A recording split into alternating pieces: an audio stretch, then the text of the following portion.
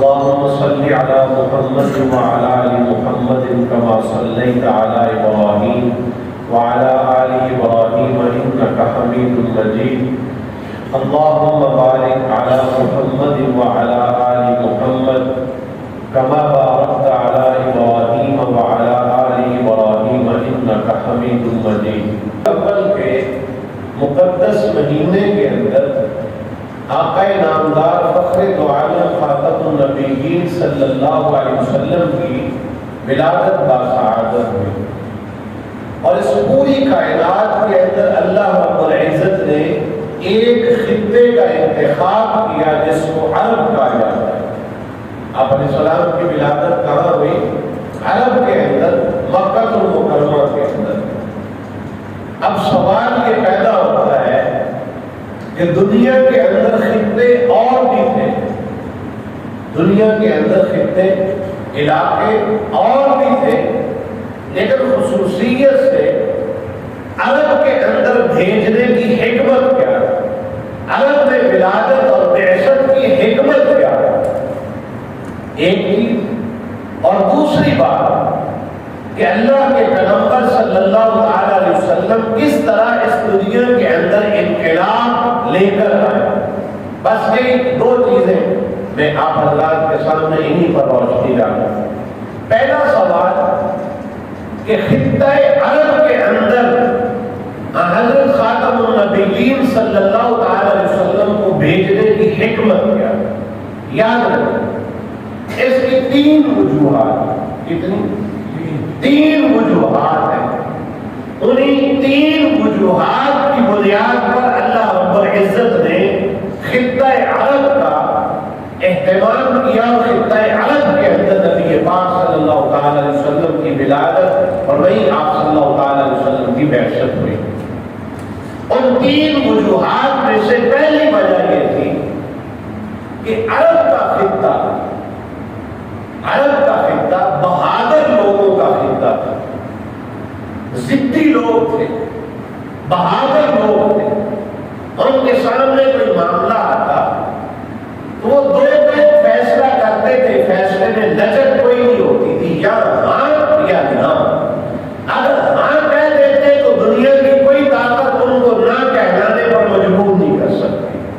اور اگر عرب کے یہ ضدی اور بہادر لوگ نہ کہہ دیتے تو دنیا کی کوئی طاقت ان کی زبان سے ہاں نہیں کہلوا سکتی. اور یاد رکھیں ہم بھی یہاں جس معاشرے میں زندگی گزارتے ہیں، آپ بھی صاحب اولاد ہیں، گھر کے اندر باپ کہہ دے کہ میں نے فلاں جگہ پر اپنے بیٹے کا رشتہ کرنا ہے تو سب ایک برابر نہیں ہوتے. اگر بچوں میں سے ایک ضدی ہو انسان کو فکر اس کا ہوتا ہے کہ اگر یہ ضدی بچہ مان گیا تو باقی تو خود بخود سر تسلیم خم کر دیں. اگر یہ ایک مان گیا تو باقیوں کی خیر. عرب کے خطے کے اندر بھیجنے کی حکمتوں میں سے ایک حکمت یہ تھی کہ عرب کے ضدی اور بہادر مان گئے تو باقیوں کو منوانا آسان تھا. اس لیے پہلی حکمت یہ تھی کہ عرب کے لوگ بہادر اور ضدی لوگ تھے. کسی بات پر اڑ جاتے تو اڑ جاتے، دنیا کی کوئی طاقت ان کو ہلا نہیں سکتی تھی. وہاں پر نبی پاک صلی اللہ علیہ وسلم کی ولادت باسعادت ہوئی، بعثت ہوئی کہ اگر یہ اس خطے کے لوگ اسلام کی تعلیمات اور نبی پاک صلی اللہ علیہ وسلم کو بھیجنے کے جو مقاصد ہیں، اگر یہ بہادر اور ضدی لوگ اسلام کو اپنے سینے میں پیوست کرتے تو یہ یہاں سے نکل کر پوری دنیا کے اندر اسلام کو پھیلانے کا سبب بن سکتا.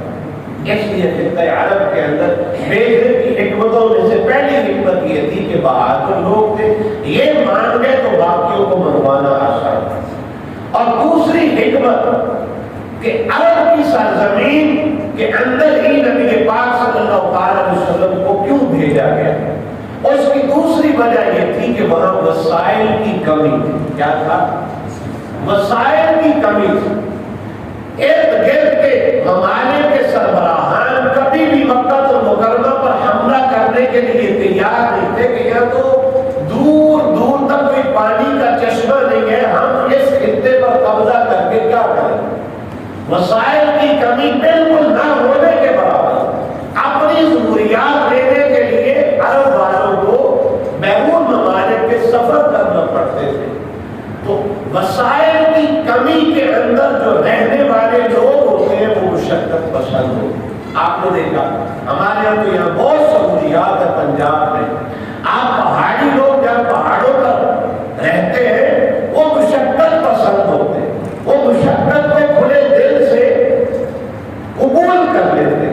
تو عرب کے اندر بھیجنے کی حکمت یہ تھی کہ یہاں وسائل کم میں یہ مشقت برداشت کر سکتے ہیں. اگر یہ مان گئے تو پھر وہ لوگ جو آسانیوں اور عیش و عشرت میں زندگی گزارتے ہیں ان کو منانا آسان ہوتا ہے. اور تیسری وجہ یہ تھی عرب کے اندر بھیجنے کی کہ عرب کے لوگ اپنی لینگویج کے اندر, اپنی بولی اور گفتگو کے اندر اپنے ضمیر کا اظہار کرنے کے لیے فصیح اللسان, فصاحت اور بلاغت کے عروج پر تھے عرب کے لوگ. میں اور آپ تو صرف اپنے آباء و اجداد کا نسب نامہ جانتے ہیں کہ میرا باپ کون تھا, دادا کون تھا, پردادا. آگے پردادے سے آ کر کوئی ایک آدھ ہوتا ہے 100 کے اندر جس کو پتا ہو کہ پردادے کے باپ کا نام کیا تھا. لیکن عرب کے لوگ اتنے ذہین اور فطین تھے کہ وہ اپنی بکریوں, گھوڑے اور اونٹوں کے بھی نسب ناموں کو یاد رکھا کرتے تھے. اور ان کی زبان بڑی فصیح تھی. اسی لیے حکمت ہے کہ قرآن مجید اللہ رب العزت عربی زبان کے اندر اتارا. تو یہ 3 حکمتیں تھیں کہ نبی پاک صلی اللہ علیہ وآلہ وسلم کو اللہ رب العزت نے خطہ عرب میں اس لیے بھیجا کہ وہ بہادر لوگ تھے. یہ مان لے تو باقیوں کو منانا آسان ہو جائے گا. وسائل کی کمی تھی کہ یہ مشقت پسند ہے, یہ میرے قافلے میں شریک ہو گئے تو یہ بھوک پیاس پتھر لوگوں کے تانے برداشت کر سکتے ہیں, روکھی سوکھی پر گزارا کر کے محمد نبی صلی اللہ علیہ وسلم کے قافلے میں شریک ہو سکتے. اس لیے عرب کے اندر نبی پاک صلی اللہ علیہ وسلم کو بھیجا گیا. اور تیسری وجہ یہ تھی کہ یہ فصیح اللسان ہے, فصاحت اور بلاغت کہ یہ ماہر ہے, یہ دوسروں کو سمجھانے کے لیے ان کی بولی انتہائی عمدہ ہے. اس لیے اللہ رب العزت نے عرب کے خطے میں بھیجا. اب اگلی وجہ کہ نبی پاک صلی اللہ علیہ وسلم کو اللہ رب العزت نے کسی ایک خطے, ایک شہر, ایک بستی, ایک ملک, 2 ملک کے لیے نہیں بھیجا. گزشتہ انبیاء جو تھے ان میں سے بعض انبیاء ایک بستی کے لیے آئے, بعض ایک شہر کے لیے, بعض ایک صوبے کے لیے, بعض ایک ملک کے لیے. یہ ہمارے پاک پیغمبر صلی اللہ تعالی علیہ وسلم کی شان الفا و اعلیٰ ہے کہ اللہ رب العزت نے نبی پاک صلی اللہ علیہ وسلم کی ولادت اور بعثت فرمائی اور نبی پاک علیہ السلام کو یہ شان عطا فرمائی کہ نبی پاک صلی اللہ علیہ وسلم پوری دنیا کے لیے اللہ رب العزت نے نبی اور رسول بنا کر دے اور قیامت تک کے نبی بنا کر خاتم النبیین کا تاج نبی پاک صلی اللہ علیہ وسلم کے سر اقدس پر سجا دیا گیا. اب ایک آدمی کی ڈیوٹی ایک شہر میں ہو تو ذمہ داری کم ہے, ایک آدمی کی ڈیوٹی پورے صوبے کے اندر اس کی ذمہ داری اور بڑھ جاتی ہے. ایک آدمی کی ڈیوٹی صوبے سے نکل کر 4 صوبوں کے اوپر محیط ہو تو اس کی ذمہ داری اور بڑھ جاتی ہے. تو نبی مکرم صلی اللہ علیہ وسلم پوری دنیا, پوری کائنات, جنوں اور انسانوں, فرشتوں کے نبی بنا کر بھیجے گئے اور قیامت تک نبی پاک صلی اللہ علیہ وسلم کی تعلیمات کا چرچا عام ہونا تھا. اب ہم نے دیکھنا ہے کہ اللہ کے پیغمبر اسلام کی ذمہ داری بھی بہت تھی اور وقت بھی انتہائی کم تھا.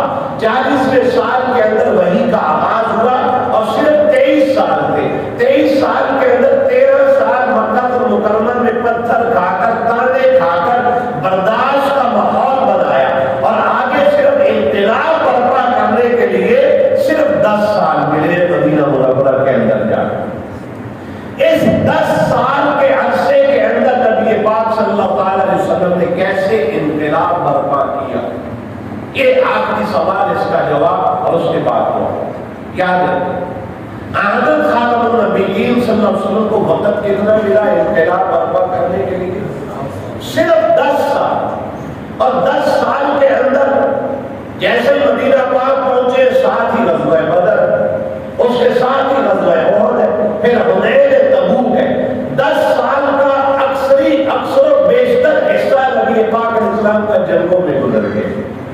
جنگوں میں گزر گئے۔ اب آپ علیہ السلام نے انقلاب کیسے برپا کیا؟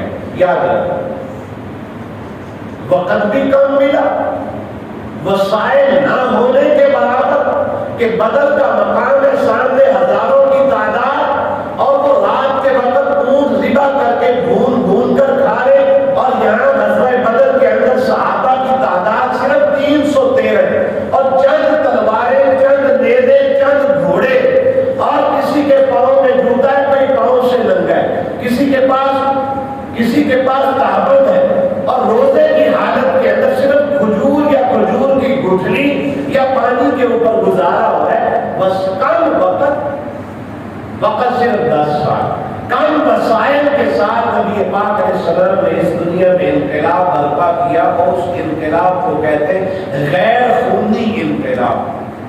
کم وسائل، کم وقت میں غیر خونی انقلاب نبی پاک صلی اللہ تعالی علیہ وسلم نے اس دنیا میں برپا کیا۔ یہ آپ صلی اللہ علیہ وسلم کا معجزہ ہے، یاد رکھیں۔ حالانکہ بغداد کے اندر ایک دن کے اندر انقلاب اور اپنا روپ جمانے کے لیے ایک دن میں 2 لاکھ انسانوں کو قتل کرتا تھا طوفان۔ فرانس کے اندر انقلاب آیا تو اس ایک انقلاب کے اندر 25 لاکھ انسان ذبح کر دیے گئے گاجر اور مولی کی طرح۔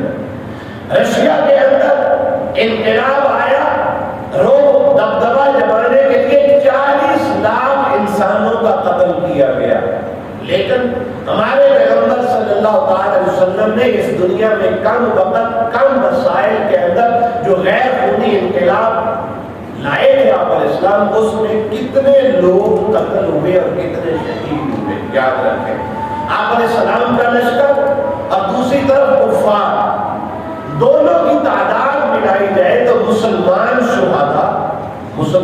شہداء اور کافروں کے جو مقتول تھے، جو قتل ہوئے، مسلمان شہیدوں کی تعداد اور کافروں کے جو قتل ہوئے تھے، ان سب کی تعداد ملا کر صرف جو تعداد بنتی ہے شہداء کی اور مقتولین میں کفار جو تھے وہ 1068، صرف 1068 لوگ۔ تو نبی پاک صلی اللہ علیہ وسلم کا یہ معجزہ کہ کم وقت، کم وسائل کے ساتھ نبی پاک علیہ السلام نے اس دنیا کے اندر غیر خونی انقلاب برپا کیا۔ اللہ رب العزت سے دعا ہے آپ جتنے حضرات یہاں تشریف لے کر آئے اور نبی مکرم صلی اللہ علیہ وسلم کا تذکرہ سنا، نعت پاک سنی، علماء کرام کے بیانات سنے، اور ربیع الاول کی نسبت کے ساتھ آپس میں محبت کے ساتھ بیٹھے، اللہ جل شانہ آپ سب کی حاضریوں کو قبول فرمائے۔